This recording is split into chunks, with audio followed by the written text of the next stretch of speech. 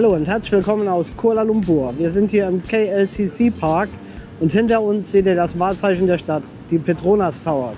Und jetzt nehmen wir euch mit zu einer 3-tägigen Entdeckungstour durch Kuala Lumpur. Auf geht's!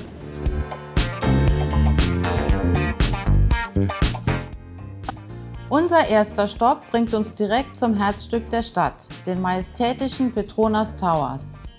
Dieses architektonische Wunderwerk dominiert die Skyline und ist das absolute Wahrzeichen Malaysias.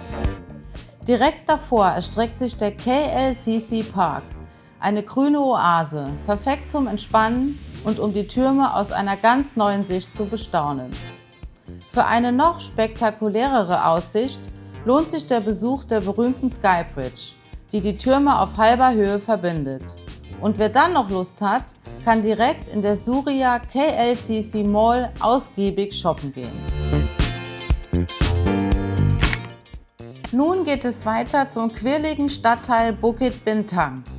Dieses Viertel ist ein Paradies für alle, die gerne shoppen, essen und das Nachtleben genießen. Ein besonderes Highlight ist die berühmte Bukit Bintang Crossing. Ähnlich wie Tokios Shibuya-Kreuzung strömen hier Menschenmassen aus allen Richtungen gleichzeitig über die Straße, umgeben von riesigen digitalen Werbetafeln und Malls. In Bukit Bintang können wir euch übrigens das Restaurant Damaskus wärmstens empfehlen. Hier gibt es den besten Kebab der Stadt.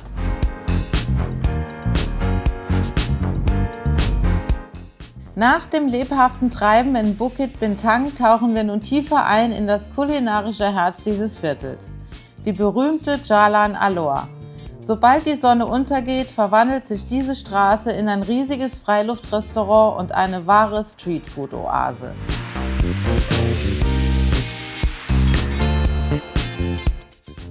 Auf dieser Essensmeile findet man eine riesige Auswahl an malaysischen, chinesischen, indischen und indonesischen Gerichten. Überall duftet es nach gegrillten Spießen, frischen Meeresfrüchten und exotischen Gewürzen. Hier könnt ihr euch durch die unglaublich vielfältige lokale Küche schlemmen, von Nudelsuppen bis zu Satay-Spießen.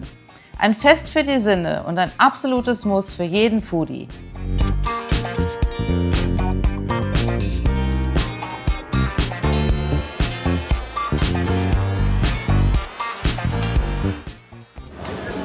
So, wir sind jetzt hier in der Jalan Alor. Das ist eine ganz berühmte Straße in Kuala Lumpur.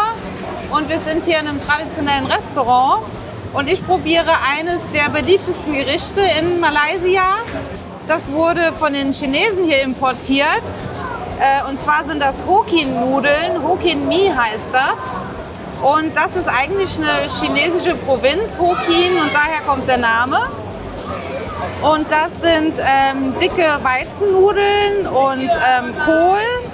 Und gibt es in verschiedenen Varianten. Ich habe jetzt die Chicken-Variante ausgesucht. Und hier ist noch Sambal-Soße dabei. Es wird jetzt mal direkt getestet. Und Nüsse sind außerdem auch dabei.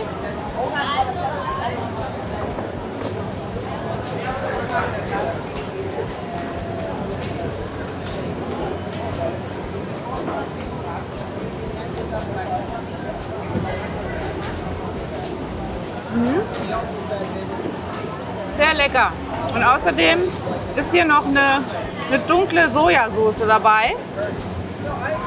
Und wie gesagt, ein paar Nüsschen und richtig knackig. Schmeckt richtig gut.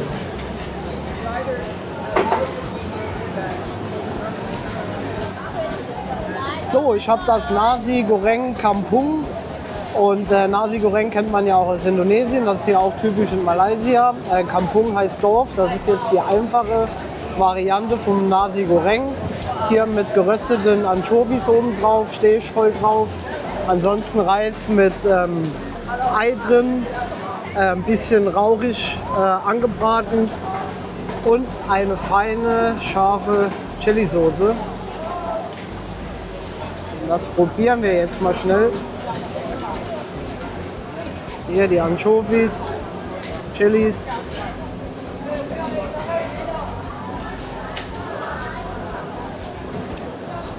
Super lecker, süß und scharf und salzig durch die Anchovies. Ich finde es klasse.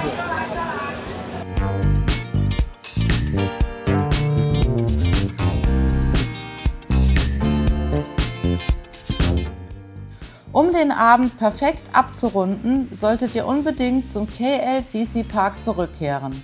Dann erwachen die Petronas Towers und der Springbrunnen davor mit einer spektakulären Musik- und Lichtshow zum Leben. Diese faszinierende Darbietung findet zwischen 20 Uhr und 22 Uhr halbstündlich statt und dauert jeweils etwa 10 Minuten. Genießt dieses Schauspiel aus Wasser, Licht und Klang, das die beeindruckende Architektur der Türme noch einmal ganz anders in Szene setzt. Ein magischer Abschluss für euren ersten Tag.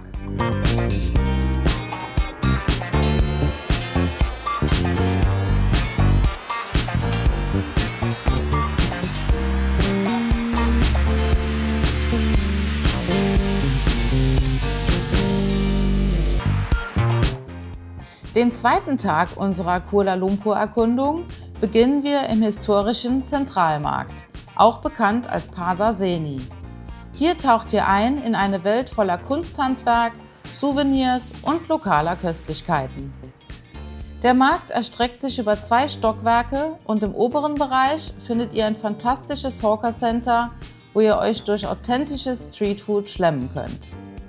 Gelegen an der Grenze zu Chinatown lässt sich der Zentralmarkt ideal mit den dortigen Sehenswürdigkeiten verbinden und ist der perfekte Ort, um ein Gefühl für die malaysische Kultur und ihre Kunst zu bekommen.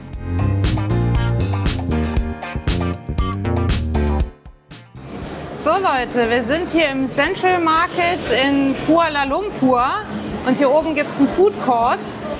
Wir probieren direkt mal das Nationalgericht in Malaysia, das nennt sich Nasi Lemak und hat verschiedene Ausrichtungen. In diesem Fall ist ein Hähnchen dabei und Ei ist auch meistens dabei, ist jetzt ein gekochtes Ei.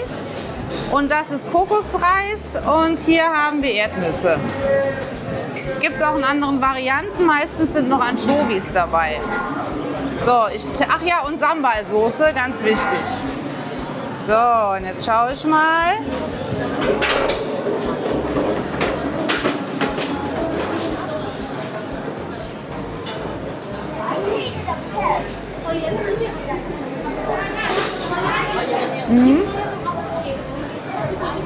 Sehr würzig, scharf. Lecker. Aber man muss es scharf mögen. Aber das tun wir ja.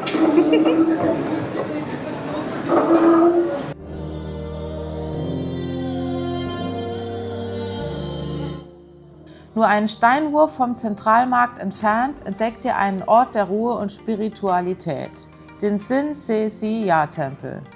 Beim Betreten werdet ihr sofort von der einzigartigen Atmosphäre gefangen genommen. Besonders beeindruckend ist, wie das Licht von oben sanft einfällt und eine fast mystische Stimmung schafft. Überall könnt ihr die detailreichen und beeindruckenden Holzschnitzereien bewundern, die die Geschichte und Kultur des Tempels erzählen. Dieser älteste taoistische Tempel Kuala Lumpurs ist eine faszinierende Oase der Ruhe im sonst so lebhaften Viertel.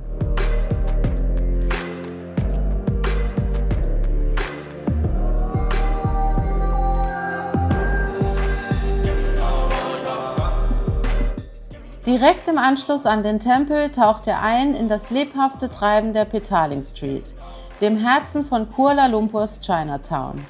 Diese überdachte Marktstraße ist ein wahres Paradies für Schnäppchenjäger und Foodliebhaber. Lasst euch von der quirligen Atmosphäre und dem geschäftigen Treiben an den Ständen mitreißen. Hier findet ihr alles von Kleidung über Souvenirs bis hin zu elektronischen Gadgets. Aber vergesst nicht zu handeln und probiert unbedingt die verschiedenen Leckereien, die euch an jeder Ecke erwarten. Die Petaling Street ist ein echtes Erlebnis für alle Sinne.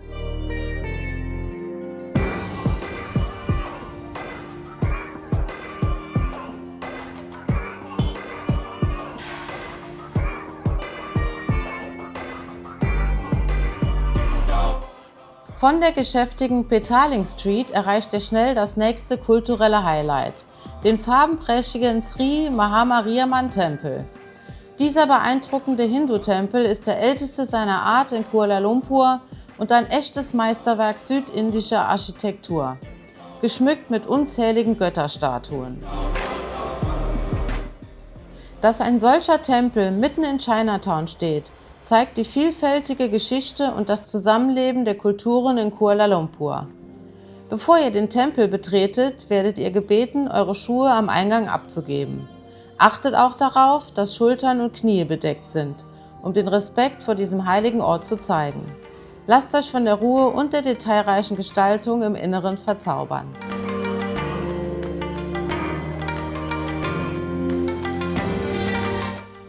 Nur einen Katzensprung entfernt entdeckt ihr die charmante Gasse Kwai Chai Hong. Diese liebevoll restaurierte Passage ist berühmt für ihre faszinierende Street Art, die Szenen aus dem chinesischen Alltagsleben der 1960er Jahre darstellt. Hier könnt ihr coole Fotos machen und eine künstlerische Seite von Kuala Lumpur entdecken, die euch in eine andere Zeit versetzt.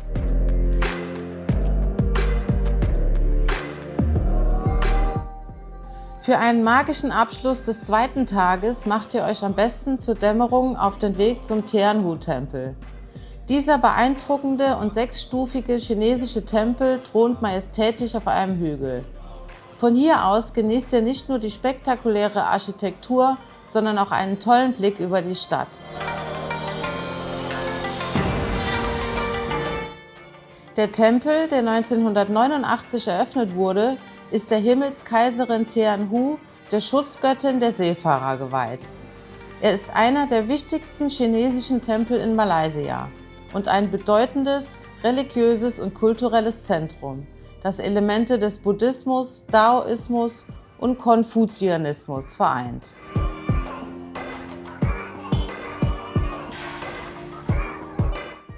Am Abend erstrahlt der Tempel in einem ganz besonderen Glanz, wenn hunderte rote Lampions erleuchten und eine wunderschöne, stimmungsvolle Atmosphäre schaffen. Ein unvergesslicher Anblick, der zum Verweilen einlädt.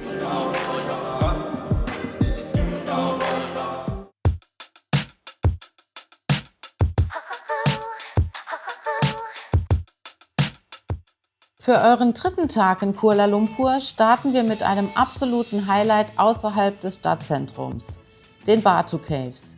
Diese faszinierenden Kalksteinhöhlen sind eine sehr wichtige und beliebte Pilgerstätte für Hindus in Malaysia. Schon von weitem seht ihr die gigantische goldene Statue des Hindu-Gottes Murugan, dem diese beeindruckenden Tempel und Höhlen gewidmet sind. Jedes Jahr strömen Hunderttausende von Gläubigen aus aller Welt hierher, besonders während des Thaipusam-Festivals, um zu beten und Opfergaben darzubringen. Die Batu Caves ziehen aber auch zahlreiche Touristen an, die die spirituelle Atmosphäre und die einzigartige Umgebung erleben möchten.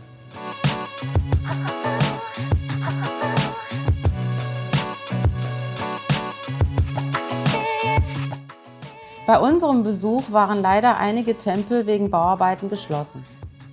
Unser Tipp: Auf der langen Treppe hinauf zu den Höhlen werdet ihr vielen frechen Affen begegnen. Seid hier besonders vorsichtig, verstaut Essen und Getränke, tragt euren Rucksack vorne und passt gut auf eure Sachen auf, denn die kleinen Kerle sind sehr geschickt.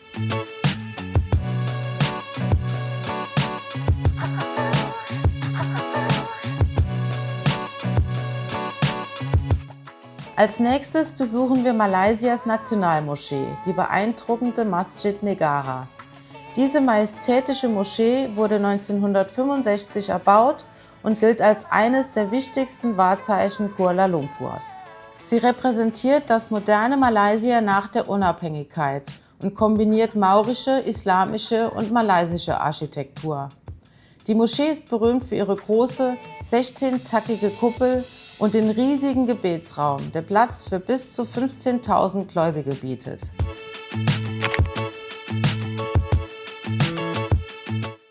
Bevor ihr die Moschee betretet, werdet ihr gebeten, euch respektvoll zu kleiden und die Schuhe auszuziehen. Alle Besucher erhalten am Eingang eine Robe mit Kapuze, die den ganzen Körper bedeckt. Im Inneren könnt ihr die friedliche Atmosphäre und Weitläufigkeit dieses eindrucksvollen Ortes auf euch wirken lassen.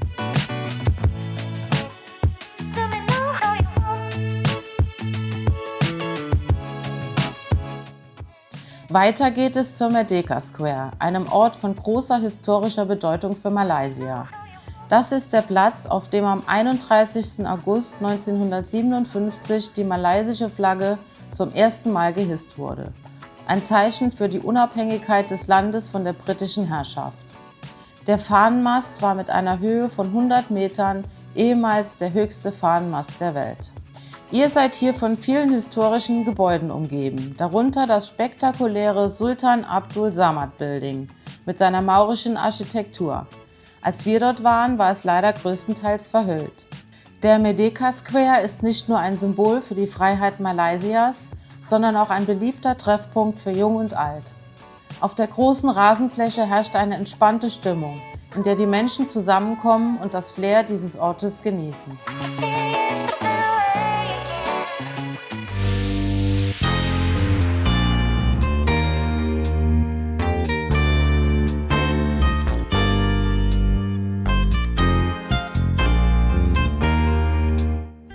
Als krönenden Abschluss eurer Kuala Lumpur City Tour geht's zu einem absoluten Highlight, das ihr nicht verpassen solltet: Immersify KL. Diese gigantische, über 30.000 Quadratmeter große, multidimensionale Medienkunstgalerie wurde erst am 28. Februar 2025 eröffnet und ist somit wirklich brandneu.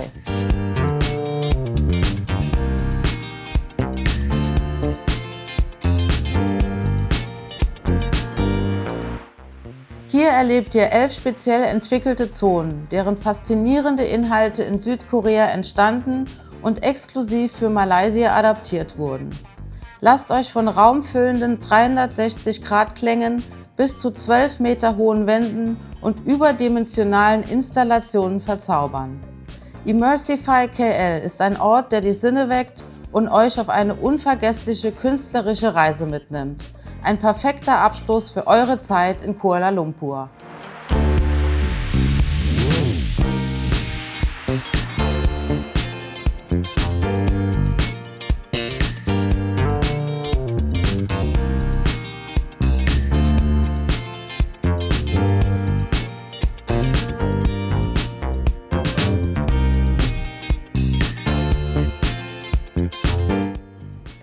Kuala Lumpur hat ein super ausgebautes öffentliches Verkehrsnetz. Es gibt die Monorail, es gibt die LRT, es gibt Busse, Bahnen, Züge und fast alle Sehenswürdigkeiten, die wir in diesem Video gemacht haben, sind auch ohne Probleme mit den öffentlichen Verkehrsmitteln zu erreichen. Man kann sich auch einen Touristenpass kaufen. Es gibt die 1-, 2- oder 3-Tages-Variante. Für 3 Tage bezahlt man dann 80 Ringgit plus 10 Ringgit Gebühr für die Karte. Muss man überlegen, ob sich das für einen lohnt. Da muss man schon viel fahren. Ich sag mal so, der Vorteil ist bei so einer Karte, man kann gleich an den Gates zu den Zügen gehen, muss sich nicht noch anstellen an die Counter, um Tickets zu kaufen. Ansonsten, wie immer in Südostasien, die Grab-App, Taxi-App ist eine absolute Pflicht und super günstig hier in Malaysia.